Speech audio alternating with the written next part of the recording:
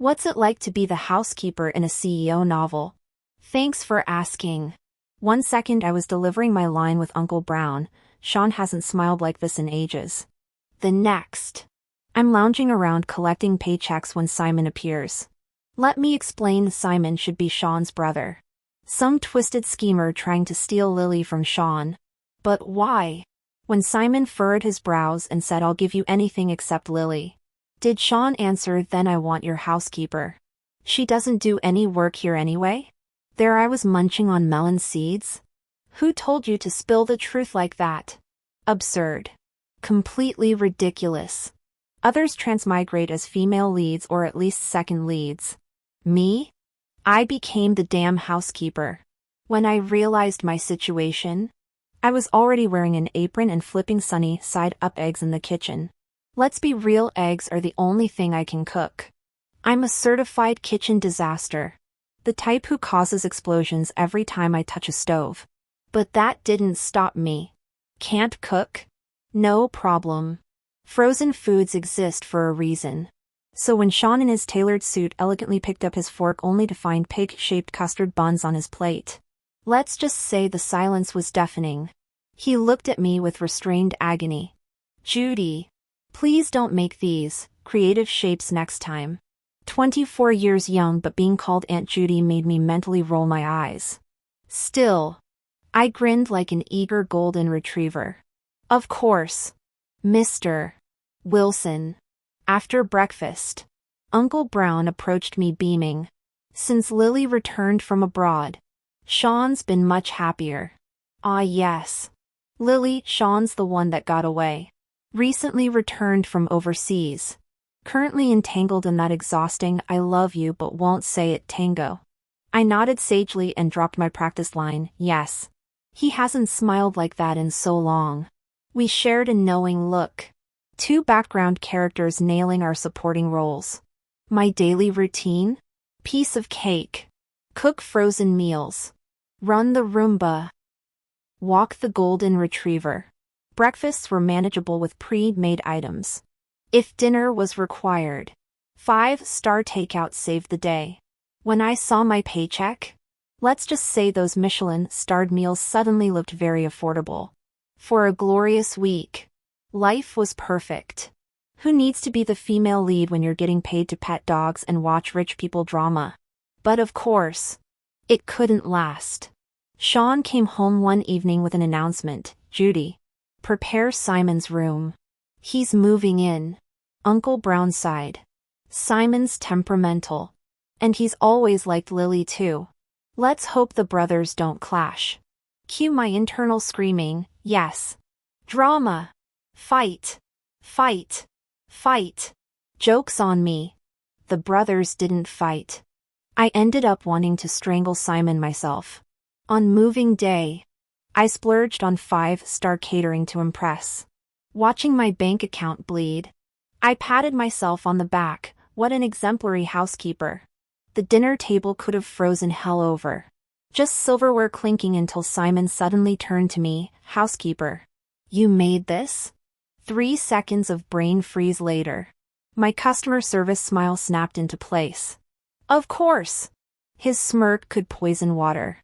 "We'll have this tomorrow too. Not too much trouble, right?" That right sounded more like try refusing and die. I bit my lip raw. No trouble at all. Turns out tomorrow meant every damn day. And that wasn't the worst part. This demon had the audacity to knock on my door at 1 a.m., let me up to make him noodles. When the knocking woke me, I wondered if I was dreaming. My eyes barely cracked open as I flicked the light on and found Simon leaning against my doorframe in dark blue silk pajamas. The shallow V-neck revealed his porcelain skin, the dim lighting casting shadows across his angular features, giving him that dangerously delicate vibe. I'll admit it, his look snapped me awake.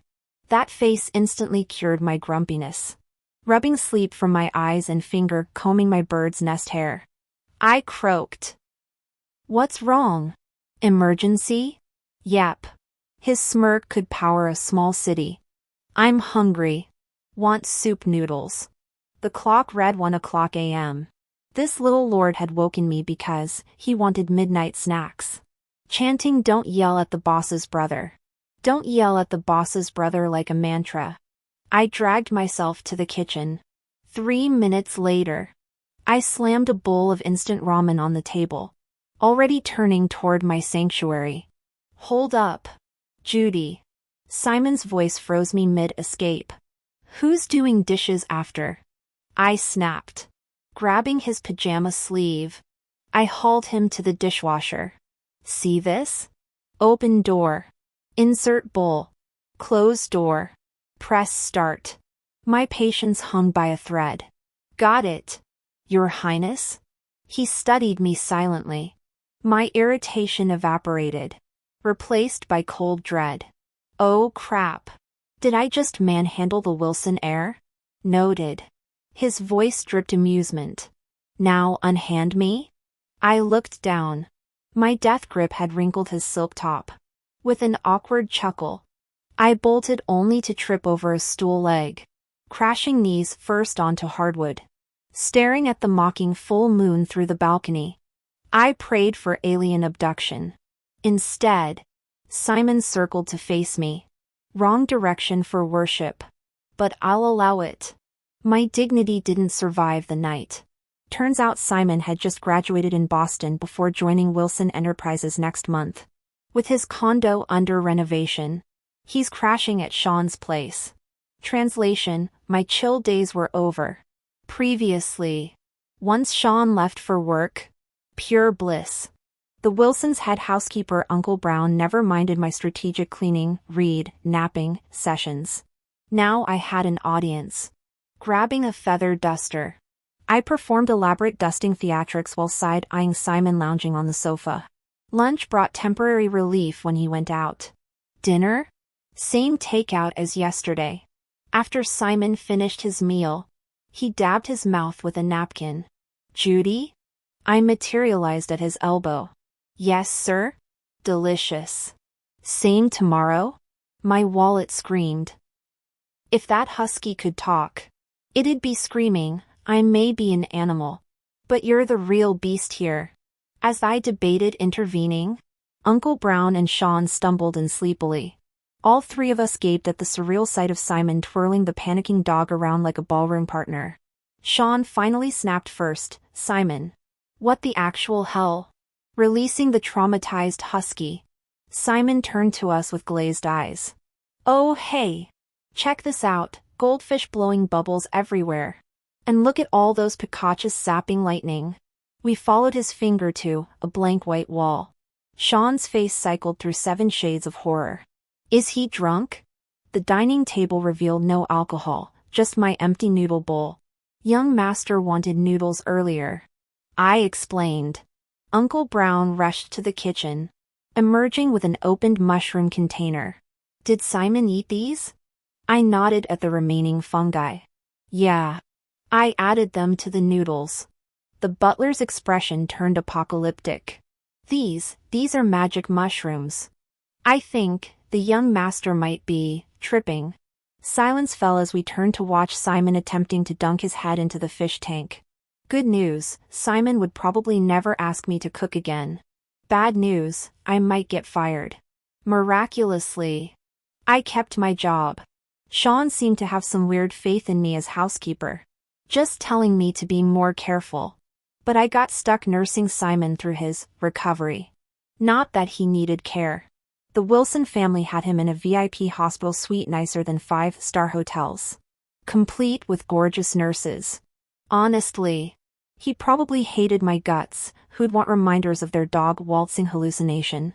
Still, since neither brother fired me, I figured I should visit out of professional courtesy. The moment I entered his hospital room, Simon paused his Nintendo Switch game. Those lazy eyes sharpened into death lasers. If looks could kill, I'd be Swiss cheese. Hesitating at the doorway, I squeaked, feeling better. "Young master?" "Peachy." He growled through clenched teeth. "Quit hovering. Get in here." Translation: "Come here so I can murder you properly." I inched forward, offering a bouquet with my most apologetic smile. My deepest apologies. Wishing you speedy recovery. He didn't take the flowers. His scowl deepened. Do you even know what those are? I examined the cheerful white blooms. Daisies? Simon stared. Oh shit. Daisies. Daisies are chrysanthemums. I just gave a hospital patient funeral flowers. I quickly pulled my hand back, shoving the bouquet under the bed. I wanted to kneel and kowtow to Simon while apologizing for the 108th time. I'm sorry. Mr. Wilson. Truly. It won't happen again. Simon seemed too furious to look at me, turning to present the back of his head. I quietly dragged a chair over, sitting as still as a statue. The awkward silence stretched until the door creaked open again. Sean and Lily walked in. Holy shit! The male lead, female lead, and second male lead all in one room. Was this about to become a drama-filled showdown? Suppressing my excitement, I greeted them before shrinking into the corner. Lily approached the hospital bed with gentle concern. Simon, how are you feeling? Sean told me about the food poisoning. I had to come check on you. Classic sweetheart heroine material, no wonder everyone adored her. I'm fine. Thanks. When Lily hesitated, Sean slid an arm around her shoulders. See? Told you he was fine. Let's head back. Their loving gazes could have melted steel. If I were Simon, I'd need another 4 drip to recover from that emotional damage. As the golden couple left arm in arm, I pondered 2 things. First, damn shame we didn't get proper confrontation scenes. Second, why wasn't Simon acting like the scheming, obsessive rival from the original plot? The guy who'd move heaven and earth to sabotage their relationship? Now he just accepted it? Hey. I ventured cautiously. You doing okay, emotionally? Simon frowned. You asked that when you first arrived. Different kind of okay. I blurted. Look. Even the nicest second male leads never get the girl. With your charming personality, any potential love interest would flee by freight train. What female lead? What second leads? His confusion snapped me to attention. Shit. Where was the actual female antagonist? Turns out she came looking for me instead. After Simon's discharge, I'd been playing the perfect caretaker, fetching water, preparing meals, giving massages. By day 3, I could have taught masterclasses in hospitality. Simon left the hospital refreshed. I stumbled out like the one who'd eaten poison mushrooms. Not completely useless after all, he remarked. Thanks. Never compliment me again. The doorbell rang during my next shift. A bombshell in bodycon red stood there, eyes blazing. You're the little homewrecker, aren't you? I blinked. Which homewrecker? Her stiletto tapped impatiently. Don't play dumb. Who wears maid costumes unironically these days? I glanced down at my housekeeper uniform. Lady, if you want this job, just ask. I'll gift you the apron. You bitch. Her palm connected with my cheek before I reacted. Lily, don't think you can steal Sean. He'll marry me. Oh. My. God. The actual antagonist, attacking the wrong person. You're insane. I spat through stinging tears. She raised her hand again only to freeze as Simon materialized beside me, gripping her wrist like steel cables. Touch my people again, he growled, and I'll break every manicured finger. Oh my God. So hot. Such an alpha male CEO. Simon Wilson. You finally acted like a decent human being. After blushing briefly, I quickly regained my composure. How could we let the young master handle dirty work like beating people up? I immediately pounced on Emma Miller, tackling her to the ground as we tussled and pulled each other's hair. Eventually Simon and Uncle Brown had to separate us. Simon wrapped his arms around my still thrashing body, sounding exasperated yet soothing. All All right. You're getting addicted to this, aren't you? I blinked rapidly, acutely aware of his body warmth. My racing heartbeat could have been from the fight, or maybe Simon's hands gripping my arms. Just then Sean returned. Emma rushed to complain. Sean! How dare this nobody hit me? I countered fiercely. Mr. Wilson. She dared to badmouth Lily, calling her a homewrecker. Lily's the kindest soul, I couldn't let that slide. Sean's face darkened instantly at the slander against Lily. Bingo! The CEO's ego successfully stroked. Cha-ching, raise incoming. Before Simon moved out, the Wilson brothers shared one last family dinner. My heart galloped like wild mustangs across the prairie at the thought of Simon leaving soon. Finally, I could return to slacking off and collecting my paycheck. Maybe my grin stretched too wide. Simon glared daggers, looking thrilled about my departure. Aren't you, Judy? I beamed until my eyes became crescent slits. Whatever do you mean, young master? He snorted contemptuously. The usual suffocating silence blanketed the dining table until Sean spoke. Simon, there's something you should know. Simon looked up. I'm engaged to Lily. Wow. I glanced at Simon, but his expression remained unreadable. Sean continued. I know you used to have feelings for her too. Ask for anything else, it's yours. The brothers locked eyes as the clock ticked loudly. Cheesy dialogue? Cliché plot? Call me a trash panda who loves this stuff. Anticipating the classic angsty declaration, I mentally prepared popcorn. After a minute, Simon finally spoke. Then I want. My inner fangirl squealed, here it comes. The iconic line. Your housekeeper Judy. She barely works here anyway.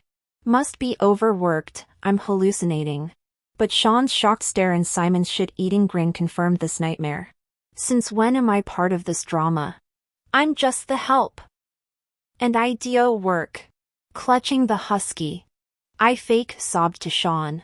Mr. Wilson. Don't make me go. Sure, I slack sometimes and only make sunny side eggs. But I love Mr. Wiggles here. Sean looked bewildered. Simon calmly dropped the bomb. Double salary. Seriously? Dead serious. With a dramatic clap of thunder, this humble servant made her grand entrance. I immediately released the choking dog and sprinted upstairs to pack. Simon called out to me. Where are you going? To pack. I chirped. When are we leaving? Simon? How about tonight? The dining room fell silent as both men and the golden retriever stared at me. Sorry, pup. But double salary is double salary. I'll buy you premium organic kibble when I'm rich. True to his word, I moved into Simon's mansion within days. My workload remained unchanged, except for Simon's increasingly bizarre demands. One evening, he remarked with forced casualness, Sean's been getting homemade lunches from Lily lately, complete with little heart-shaped touches. Ouch. Getting front row seats to your crush doting on your brother?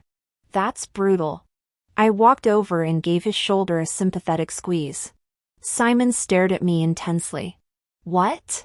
Was there spinach in my teeth? Starting tomorrow, you'll prepare my office lunches. Wait, what? Since when did we enter this weird sibling rivalry? But Lily's his girlfriend. I'm just the help. Also, you remember I can barely microwave frozen dinners, right? I'm aware, he said evenly. Consider this culinary boot camp. First lesson starts now. As I opened my mouth to protest, he added, homemade only. No takeout. Contract breach penalty applies otherwise. He flashed that infuriatingly perfect smile as I trudged to the kitchen, already Googling how to not burn water. The fire alarm sang its shrill anthem once. Simon came sprinting in twice thinking I'd detonated the stove. After tasting my charcoal-esque attempts thrice, he spent quality time hugging the toilet. But perseverance pays. On attempt 27. My scrambled eggs with tomatoes actually resembled edible food. The next morning, I proudly packed the marginally successful dish with a sunny side-up egg, my entire culinary repertoire. Simon's face lit up when I presented the lunchbox, then immediately fell. This is wrong. Wrong how? I panicked. Was there eggshell? Did I confuse salt with sugar again? His finger tapped the container impatiently. Where's the heart? Light bulb moment. I grabbed the lunchbox, sliced a sausage into curves, and arranged them into a heart shape over the rice. Simon's megawatt smile returned as he strutted out with his trophy lunch. That afternoon, his Instagram story featured my sad deli meat heart with no caption. Seconds later, Sean posted nearly identical content except with artisanally arranged quinoa hearts. Are billionaires actually 5-year-olds in Armani suits? When the engagement party invitations arrived, Simon tossed me a garment bag. You're my +1. Me? Shouldn't you bring? I don't know. Literally anyone else? An actual date? Your golf buddy? That potted plant you talked to? His jaw tightened. Wear the dress. Be ready by 7. With Simon's qualifications, he could find a gorgeous date in a heartbeat. Simon narrowed his eyes. What? You laze around at home all day. What's wrong with assigning you some outdoor tasks? Have you seen any other housekeeper behave like you? Yesterday I asked our department's manager Zhang, who said his housekeeper can fry, sauté, deep fry, boil, master all cooking techniques, and polishes their windows till they sparkle every single day. He feigned a sigh. Maybe I should just hire a new housekeeper. I immediately covered his mouth. Fine. I'll go. Simon's dark eyes locked onto me. Feeling his warm breath against my palm, I jerked my hand back. My bad. Definitely crossed professional boundaries there. At the engagement venue, Simon abandoned me for networking while I hovered near the dessert table. Mid-bite, a familiar figure approached. Judy! Emma beamed, striding over like we were old pals. I instinctively retreated. This designer dress wasn't battle-ready. Wait! She closed the distance. All smiles. Last time was a misunderstanding. After hearing their epic love story, I'm totally rooting for them now. Huh. Turns out the vindictive rival was just a drama queen with zero filter. As Emma gushed about the couple, she suddenly leaned in. So, what's your deal with Simon? When I confronted you last week, he looked ready to murder me. Just employer and housekeeper. Bullshit. She snorted. Since when do bosses bring housekeepers to black tie events? Her whisper carried nuclear implications. He's totally into you. My cheesecake fork froze mid-air. No way. You live together. Manage his home, that's wifey material. Her logic hit like a sledgehammer. Maybe she had a point. Why keep me around if not for? Chaos erupted across the ballroom. Simon rushed over. Panic-stricken. Lily's gone. Cue the classic runaway bride scenario. We found Sean screaming into his phone. Every inch the tormented CEO. Been there. Seen that. As his former housekeeper, I launched into diagnostic mode. Did your mom offer her hush money? Any staged cheating incidents? Ex-girlfriend doppelgangers? Sean paused at the last one. Lucy. Bingo. Lucy probably told Lily you're using her as a replacement. Classic reverse doppelganger trope. Both brothers stared like I'd spoken Klingon. Tough crowd. After verifying Lucy's recent meetup with Lily and discovering Lily's pregnancy, cue Sean's awestruck expression. The CEO gripped my shoulders desperately. Judy. What now? Simon promptly pried his brother's hands off me, replacing them with his own arm around my shoulders. Honestly? I blanked. If this follows standard romance novel rules. Internally, oh, I know. I've read the script. Later, lounging with Simon under moonlit gardens, I ventured, When did you stop liking Lily? Truthfully? He played with my hair. I never did. Rivalry with Sean made me want whatever he had. The reception's distant laughter underscored our quiet bubble, rare peace since this chaotic journey began. What about me? I pressed. When did? His smile softened. Can't pinpoint it. You were just infuriatingly endearing. They say finding someone annoying yet adorable means you're a goner. The confession warmed me more than champagne. Maybe getting fired was the best career move after all. I giggled. I hereby declare today is the day Simon says the sweetest things. I smiled at him. The mood was just right. His face inched closer, and I tasted the rich, sweet notes of wine on his lips. Though I didn't know how our story would unfold, I felt certain ours would be the most satisfying happy ending.